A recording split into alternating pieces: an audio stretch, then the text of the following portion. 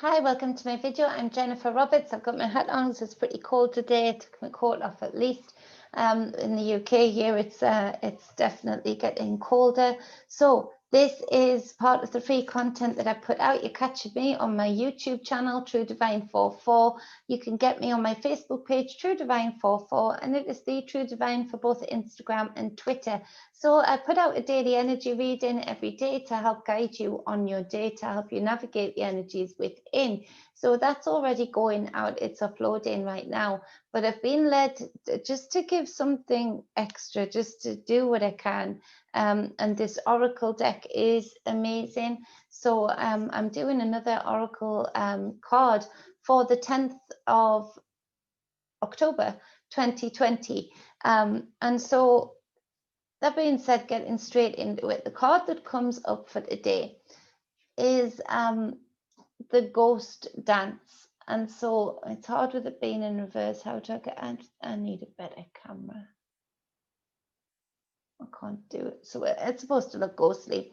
There's a very ghostly lady there just in the imprint. It's very beautiful. I wish I could get it in better focus for you.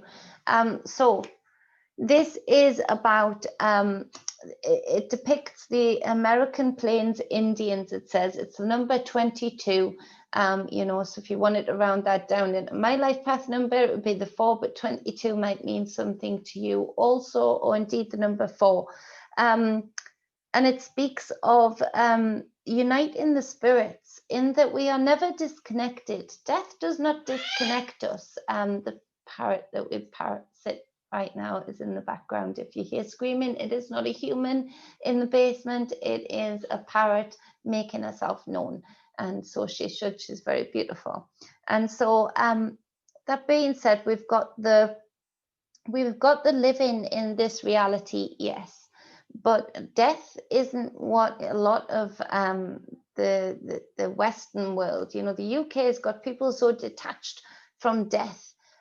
You know, everything is done by the funeral directors. Everything is done by other people, where it used to be that we would wash the bodies down, that we would help dress them, that we would have that process. And just like a childbirth, you know, it is a lot more natural. When I had to have cesareans, but my one child, Ethan, who passed away at birth, I had the pleasure and privilege to being in control of the physical birth. Because he was so small, I was allowed, my medical complications made me have to have cesareans. And so, but because he was so small, it was negotiated by me that they would allow me to give birth to him naturally. And I knew he was going to die very soon after birth. And I'm still so connected to Ethan. And his birth was so beautiful because I could absolutely control. I did not make one scream or cry because I wanted it to be calm and beautiful for him. Because while he was within me, he was a healthy, happy boy, moving around a lot. And so, but it took me a while, of course. But that connection with Ethan now is very strong. He is my son, my eldest son. So in total, I have 4 children. And he has, every child gives, I'm sorry, I'm going off on a tangent, but every child gives a mother a new mothership, in that every child needs a different kind of mother, because every child is an individual and has different needs, wants, interests. And so the mother has that gift, in that you sort of earn badges for each child that you have.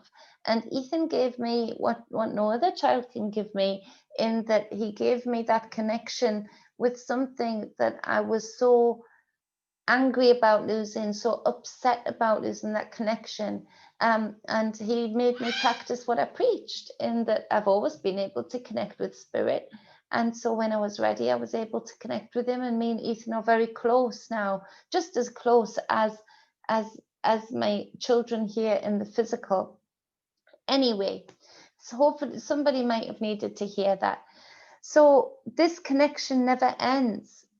we do not disconnect. And so this speaks of ancestors, and it speaks of knowing that space, that sacred space where we do connect with the people that have passed over, where we do connect with the people who, are still around us, that a lot of people are just blind to seeing.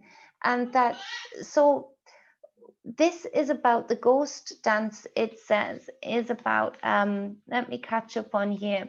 It's living with those ancestors, recognizing that we still live with them, and it recognizes that there is a peace here that can be brought to the world, in that we are all experiencing right now more than ever all of the ancestral, all of the generational decisions that have been made lead us to us being here in the physical as adults, dealing with the fallout of whatever those decisions and connections were, good or bad.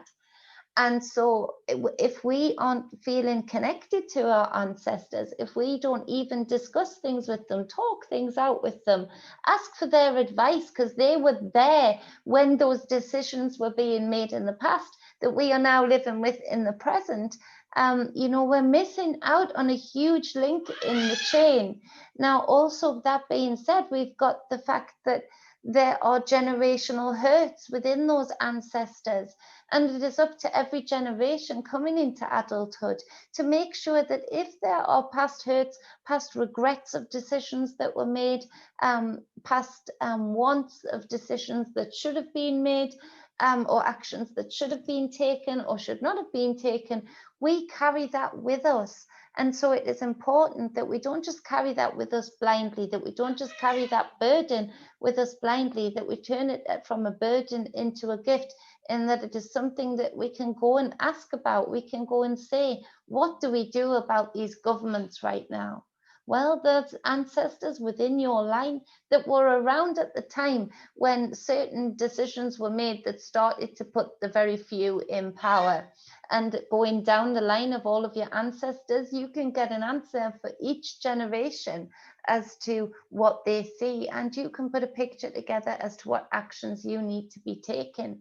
Also, that love is there, that connection is there, but if you're ignoring it, that causes, of course, a void, a pain, a disrespect, for what your ancestors are waiting there to give to you. And they're getting on with things. I don't believe they're just sitting around watching us. That would be so arrogant to think that just because we're the ones that are here in the human reality, the physical reality right now, that they are sitting around waiting for us. That we're just as we are busy, they are busy. And so it takes both sides to come to meet together. But if we don't do that, there's that link in the chain where you are the weak link in the chain in each generation. And so it is important for us to break cycles that both pain our ancestors and that make us live with certain things. Also, it is up to us to be the spokesperson for our ancestors. And what can be misunderstood here is that there is no wisdom in trying to continue tit for tat regarding who put who through what ancestors, who put what ancestors through what, because that just follows the cycle on.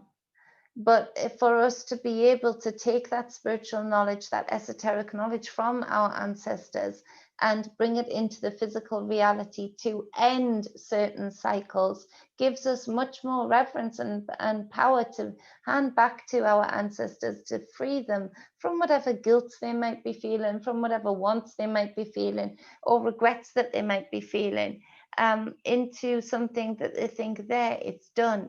And also in our physical reality, we would obviously benefit from that, because we are getting knowledge that is more true than any history book that could ever be written by these powers that be. That is more true than any educational history lesson that is given, because we can go to the source that was there. we're not just going to the source of the winners right in history, and the few, you know, very, very manipulatively creating a history that is very far from the truth. And so it is important right now, while the veil is so thin, in particular this October, to be connecting with your ancestors. If you haven't done it before, this is my altar. I put other things on it that, you know, some things are private to me, so they go back and on and off, you know, while I'm doing videos. But that's my granny with the Lord Mayor and his wife in the photograph there, with the gold plaque of my mentor, my guiding light, my granddad, who was honoured by the Lord Mayor because in the library that he saved, he got built and he saved multiple times from them closing it down, and because of all of the good work that he did as soon as he came back from the war and within the war. And so this is my altar space where I can connect with my ancestors, where I can connect with that love, where I can connect with that advice, that insight. So create an altar space. It doesn't have to be overcomplicated. Photographs, a candle. I've got a feather there from one of the birds that I had free from a very bad situation where Mum was keeping them very badly, an eagle owl. And so there's things like that that mean something, that help you connect. And it's just a focus point. It's just a place where your brain automatically gets trained into thinking, okay, now I step back and allow spirit to come in. It's a focus point where you can really connect and switch off from everything around you and connect to that space. And it's nice to honor ancestors and remember people. And so connect with them today. If you're not connected with your ancestors, you're missing out on a huge gift, on a huge part of you that is always there. So it's no good to ignore. But to connect to it is truly liberating and truly inspirational for the things that they have to say to you. You can do so much for those that have transferred from this realm into another, that might have guilts that are left over, that are residual in your DNA. So by releasing that, by taking certain actions and advice, you are releasing not just yourself, but them also, and any generation in your family line that comes there after you. You are the one that comes in, the strength in the family to break the cycle. So you be that strength, you be that one that comes in and says, yeah, this far and no further. This thing, this, you know, a lot of people talk about family curses, and it would feel like some families are cursed. In fact, it's just that there are unsaid, undone things that need to be done, that is residual in the DNA, because the ancestors sort of left it undone, they left it unsaid, or had certain regrets, certain guilt. So you can be the one to not only release that from them, but you won't believe how much you are carrying of it too, even if you haven't gone down a similar line to them. That residual stuff that we have in our DNA that we pass on. And so it's very important to make that connection today. Remember number 22, a lot of you might be seeing a lot of it today, like 2222. You might be seeing 22 in itself, or 2 on certain digits on a clock or something. 02, 20, you know, all of that might be coming in. And if that's confirmation to you that you need to listen to this, you need to do this, you need to connect with the ghosts around you all the time, and dance with them. Let's dance, you know, connect with them. You'll feel such a release, such a liberation, and the advice that will come in for some of you is going to blow you away. So if that happens, and I hope it does, leave a comment. Please let me know what you get from your delving into your ancestral roots, and creating even stronger roots in this physical reality for you. and there'll be generation there after you. Please let me know what you get, as long as you want to share it, if it's not too private. I would love to hear. I always try and reply to comments. So I would love to hear where this goes with you. If you want to send me a picture of your altar, because I love seeing things like that, you can send it to truedivinemedia@gmail.com. If you need any advice on your altar, you can leave a comment and I'll advise you in public, or you can hit me up at that email. You can also get me at that email, truedivinemedia@gmail.com, if you'd like a private reading, or if you would like spiritual guidance sessions or energy work sessions, or you can hit me up on Facebook, True Divine 44, a private message on my page there, and I'll get back to you. Much love, stay balanced and be whole. Mwah.